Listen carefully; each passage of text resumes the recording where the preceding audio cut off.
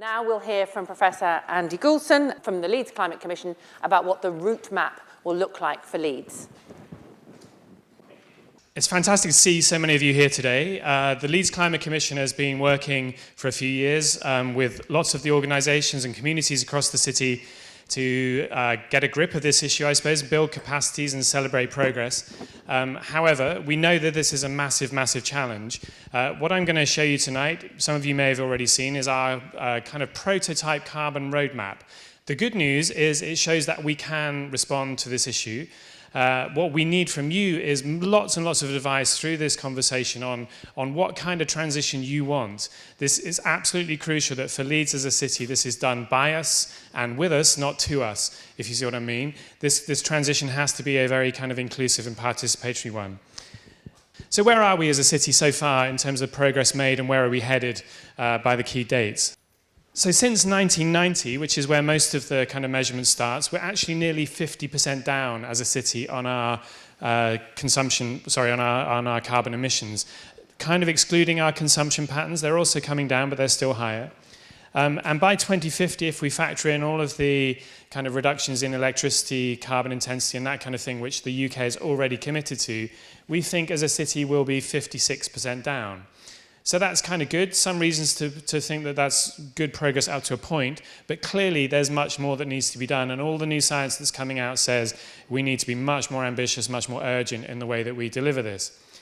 So when we look at what global carbon budgets mean when you translate them down to Leeds on a per capita basis, so this is dividing up all the kind of climate space around the world and saying, well, Leeds with a population of, nearly 800,000 people, our share of that is the same as any other population around the world.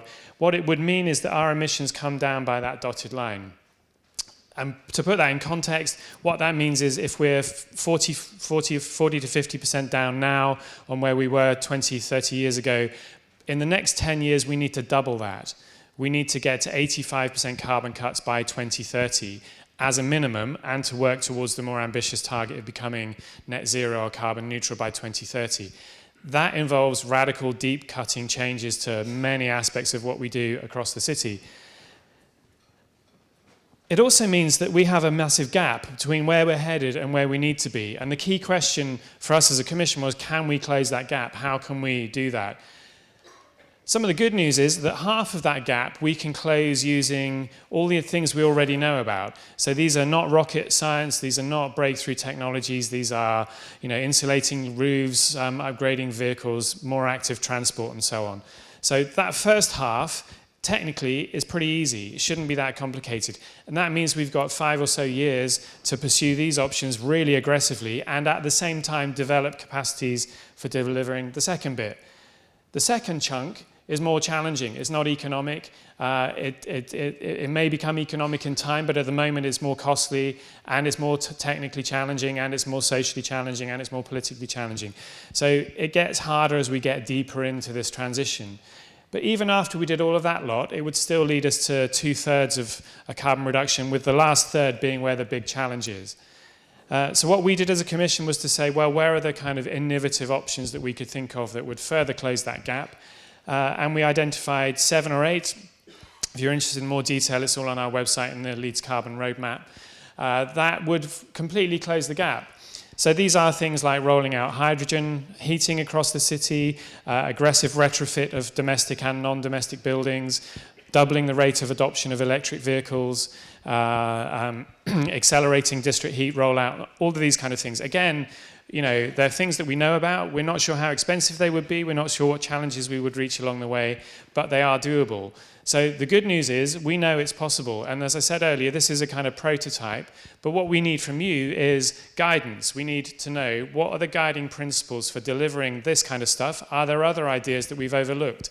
Are there things that are more desirable or less desirable, or more equitable and inclusive and less equitable and inclusive?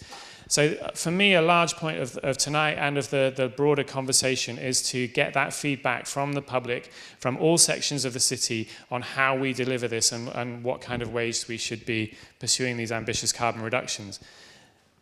We haven't quite got the final funding in place yet, but we're very close to being able to announce a citizens' jury for the city, which the Commission would be running in the autumn. which would be a much more detailed dive into this process. And I know that's a core demand of Extinction Rebellion, looking at your badge on your shoulder. And we're thrilled to be able to do that and think that will give us a much more kind of representative deep dive, if you like, into what the city wants out of this climate transition. The key point, as I said earlier, is that this is done by us and with us, not to us. And we need to mobilise and become active in delivering the kind of transition that we want. Thank you very much, Andy.